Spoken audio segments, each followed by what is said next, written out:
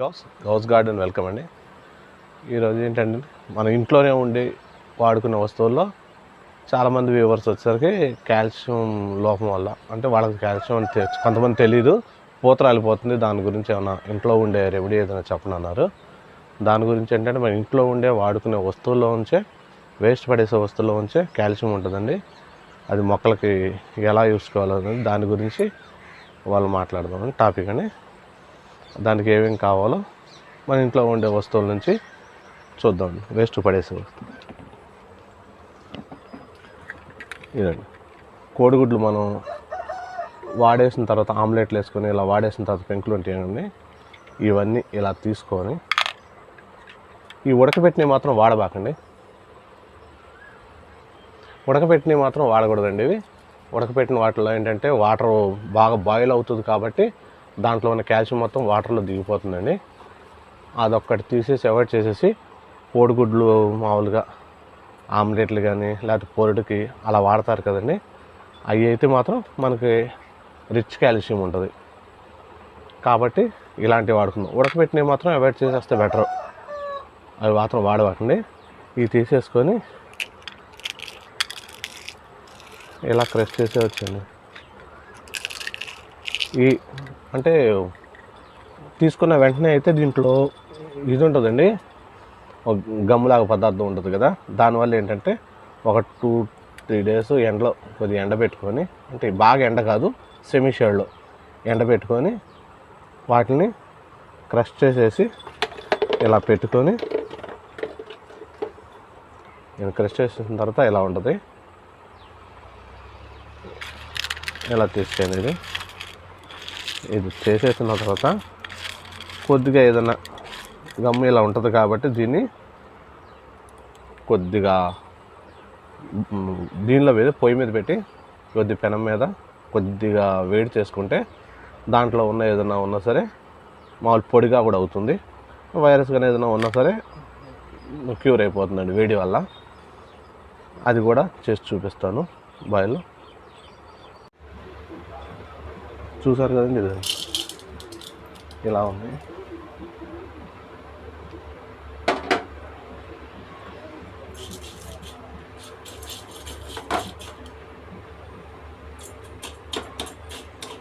నేను చేతితో ప్రెస్ చేస్తాను.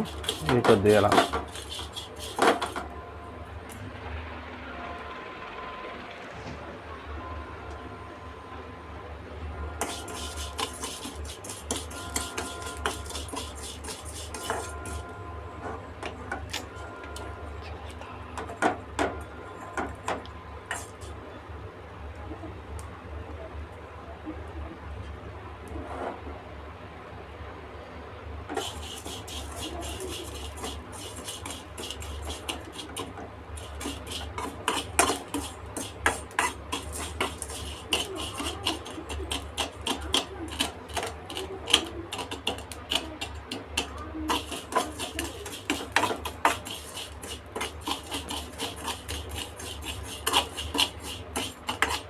చూసారండి, ఇలా కొద్దిగా ఎల్లోయిష్ వస్తుంది. వస్తే వేడైనట్టండి.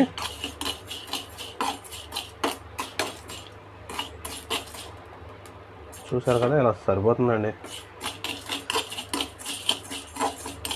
చూసారు, సరిపోతుంది. ఆఫ్ చేసేస్తున్నా, స్టవ్ ఆఫ్ చేసాను.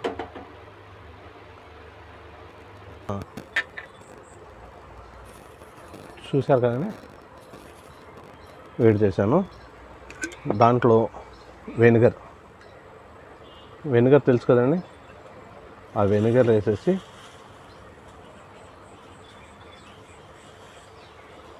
అదండి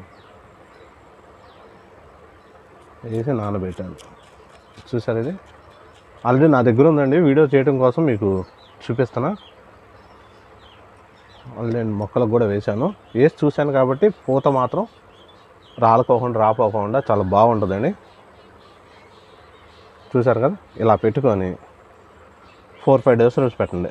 పెట్టడం వల్ల ఇది మొత్తం దీంట్లో ఉన్న కాల్షియం మొత్తం దాంట్లో ఫ్రెండ్స్, ఇది 4 రోజులు పెట్టంగానే ఏం చేస్తానంటే ఇది మొత్తం దాంట్లో కరిగిపోతుందండి.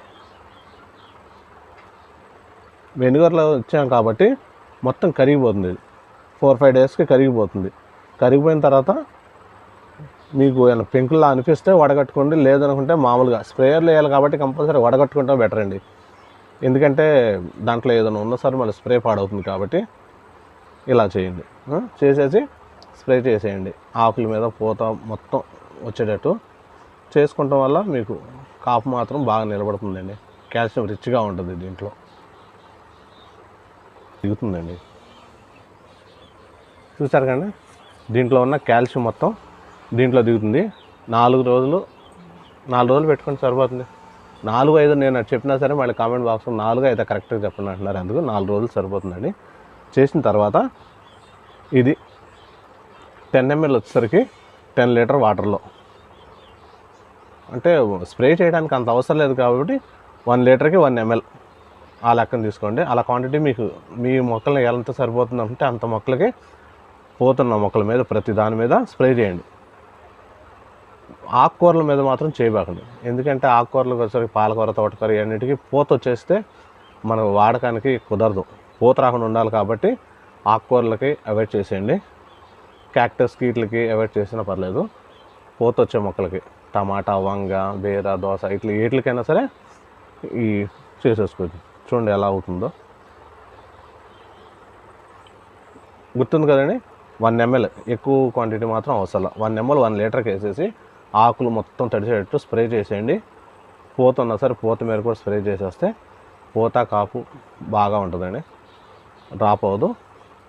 ఇంకొంతమంది ఏంటంటే మేము ఎగ్ ఇలా నీసు వాడం కదండి అంటున్నారు. దాని గురించి కూడా ఎలా చేయాలనేది ఇంకో వీడియోలో చూపిస్తానండి. ఓకే అండి, చేసిన వీడియో అయితే మీకు నచ్చిందని నేను అనుకుంటున్నాను. నచ్చితే లైక్ చేయండి, షేర్ చేయండి, సబ్స్క్రైబ్ చేయండి. ఇంకో వీడియోతో మళ్ళీ కలుస్తాను. అంతవరకు సెలవు, బాయ్.